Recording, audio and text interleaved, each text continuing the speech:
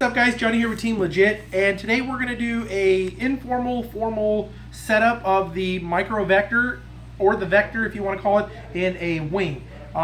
We've already brought you guys a video of setting up the micro vector into the actual airplane with the hardware, plugging everything in and whatnot, but today we're going to do a setup from the bottom all the way to the top of getting this aircraft ready to fly. So bear with us, strap yourselves in, and here we go. So first and foremost, I've got my micro vector set up in my aircraft. I have it soft mounted, or I don't have it mounted down right now, and that's because I'm going to be accessing the USB port. After we do this, we're not going to have to access the USB port anymore, because then we could do all the changes from the menu. But the first time you do it, you want to power it on, because we need to make sure that the GPS and the vector are on the same firmware, or the most recent firmware. Giving you guys a quick tour, I've got my wing here. This is a Team Legit 50. Been flying this guy around for a little while, and I'm very happy with this setup. That's why it's getting the micro vector. Are you guys hanging out? So first things first, we've got my current sensor here plugged in. If you guys order the kit from us, you'll get everything you need to get this running in an aircraft, minus this little breakout cable. Okay, so what I've done here is I've got all the little components plugged in. When you're running the micro vector in an aircraft, you want to take each port step by step. So my first port is the RX in, and you guys saw in the earlier video of how I wired it up. I'm only using 4 wires. Using the RSSI, I'm using the ground, the 5 volts out, and the mode, or the aileron, which is the PPM input. These 4 wires go into my Dragon Link receiver, and as you guys can see, there's only 4 wires plugged into my Dragon Link, so which are the ground, the 5 volts coming from the current sensor. So when you plug this current sensor in, it will power on your receiver. So ground, 5 volts, my PPM, and the last wire is the RSSI. So as far as the RC connection is done, that's there. Next, we want to go over into our video. So we've got a video in and a video out. I've just got this cable wired up right now with the camera. We've got a 12 volt, a ground, and a signal. Now, when you set up the wiring for your aircraft, when you get the wire to connect the PSU over to the micro vector, you'll have a choice of either running 5 volts or 12 volts.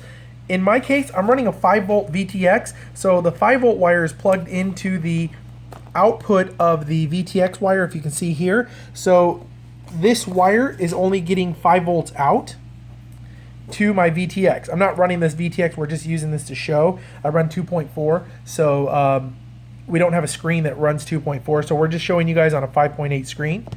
The next wire is the camera in, so I've just got my ground, 5 volts, and signal going in there. On the other side, this is from the PSU. It's got some current sensor stuff, and what I did is tapped into the 5 volt and the 12 volt. 12 volt out to my camera, 5 volt out to my VTX. Going to the other side, you've got your GPS. That's simple. You just plug that in, run it over to your GPS, which I've mounted back here. The other side is your servo tab. A lot of people have issues with this. All I'm running is the 5 volts, the ground, the signal wire for my throttle, the signal wire for my servo, and the signal wire for my other servo for my aileron mixing. And this power for the servos is coming from the ESC. What I did here is I created a little power block. You guys can see that in the build video later on. But the power from the beck on my ESC is what's powering my servos. It's just passing through the vector. All right, so we're going to set up the micro vector. First thing you want to do is get your radio set up. I've got my FR Sky here with a Dragon Link on the back. I'm going to do real quick is bind these two up so we have a good bind. So put your Dragon Link into bind. So that's in bind mode now. All I'm going to do is just power this guy on. As you can see, the lights are flashing saying that it bound for my Dragon Link. We're going to power cycle everything up. So now we've got a good RC connection to the receiver side. The next thing we want to do is we're going to do a software update. I want to make sure that the GPS and the micro vector are running the same firmware. So what we're going to do is we're going to go over to my computer here, and we're going to run the vector software. All you do is turn it on, and the vector software will activate once you plug it into the micro vector.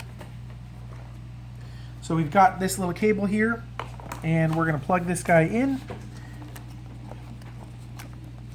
I'll hard mount this once I've got most of the firmware done. So as you can see, on the vector it says the firmware needs to be updated. So we're going to go ahead and just do that. and we're going to update everything to the most recent firmware. So give that a second to go through.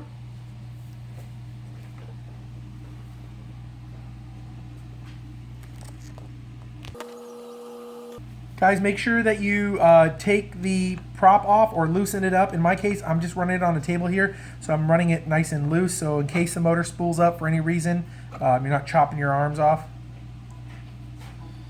All right, so you guys heard my computer just connected or disconnected from the vector, so almost all the way done with the firmware update. So as you guys can see, the firmware is successfully updated, and now the configurator is loading. So now once that's done, you have a few different options on how to set up the micro vector. If you have a computer handy, we can set it up on the computer. It's a lot faster this way. If you don't, I'm going to show you guys real quick how to set it up on the monitor.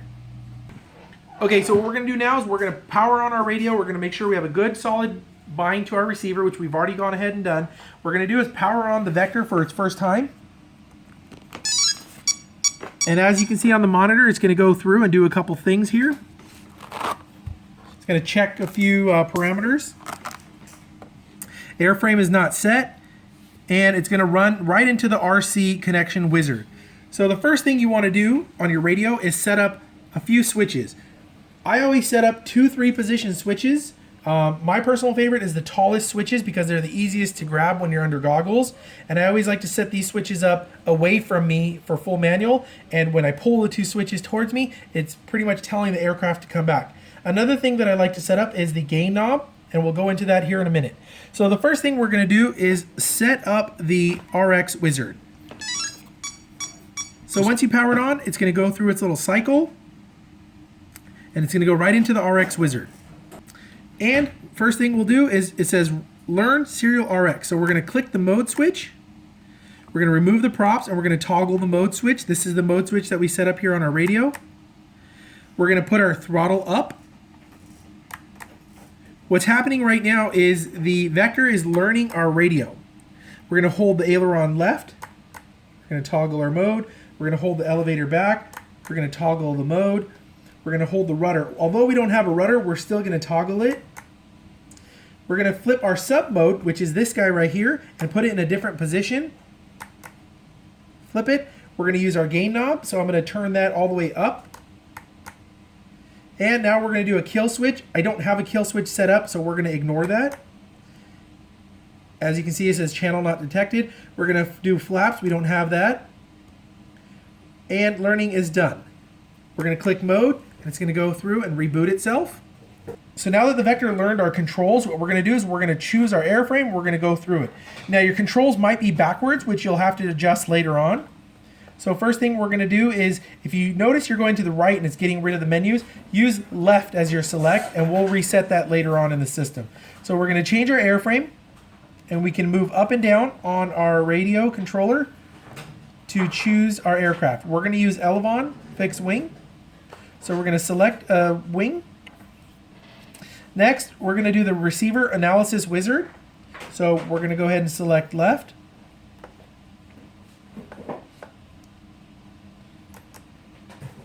Okay, so now we're asking for us to turn the transmitter off, and what this is going to do is it's going to learn the RSSI. It's got a countdown, so you got to do it within a reasonable time. So now it wants us to turn it back on. So we've turned off our radio, and it went through the countdown timer, and now it wants us to toggle the mode after we turn it back on. So now it learned our RSSI. Now we're going to hold the aileron stick all the way to the left, the elevator stick down, the rudder stick. Even though it's a fixed wing, you still have to do this. So now we're going to set our throttle for cruise. This isn't a return to home or loiter situation. It knows where half throttle is. So what I'm going to do is put it just under half throttle because I know this aircraft can cruise at around this throttle rate. We're going to select the mode. Now we're going to go a little bit more than half throttle. We want to make sure that the aircraft can climb if it needs to, if it's in a return to home or if it's got some kind of situation where it needs to accelerate the throttle. So we've got that. Now we're going to set the throttle off. And the wizard is done. So we're going to go ahead and toggle again to reboot. So now it knows how our controls work. Left, right, up, down, throttle. And it wants us to confirm the airframe.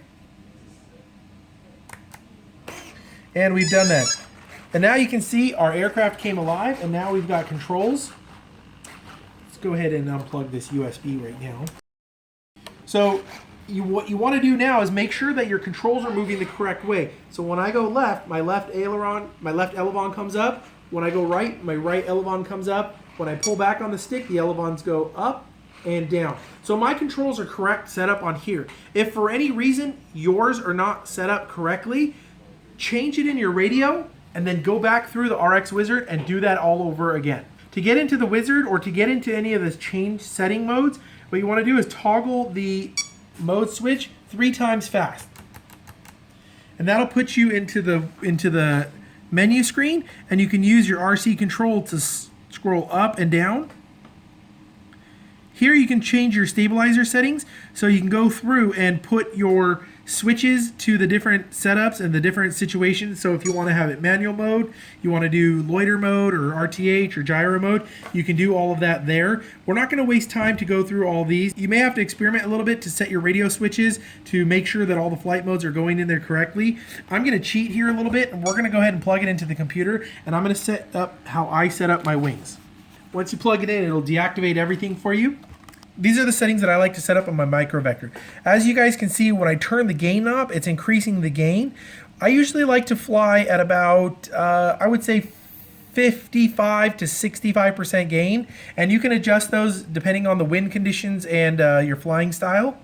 Some other things that I like to do is set up my mode switches. I set up my switches always away from me. So the first mode switch should be stabilizer off. This is manual mode, so the vector has no control of your aircraft. The second mode I like to do is gyro stabilizer, and this is for when you're flying in those conditions where you may have like a little bit of turbulent air or whatnot, and you want to fly through. It's basically like acro mode on a quad. So if you set the aircraft in an angle like this, the vector is going to do its best to hold that angle, or if you're climb or whatever situation you're in, but you constantly have to be giving it inputs. It kind of locks it in, again, like it's acro mode on a mini quad, or it's stabilized gyro mode on the fixed wing. The next switch that I like to do is 2D with sub mode. What this does is it activates 2D hold and whatever sub mode is. So on my sub mode, I like to put it as hold.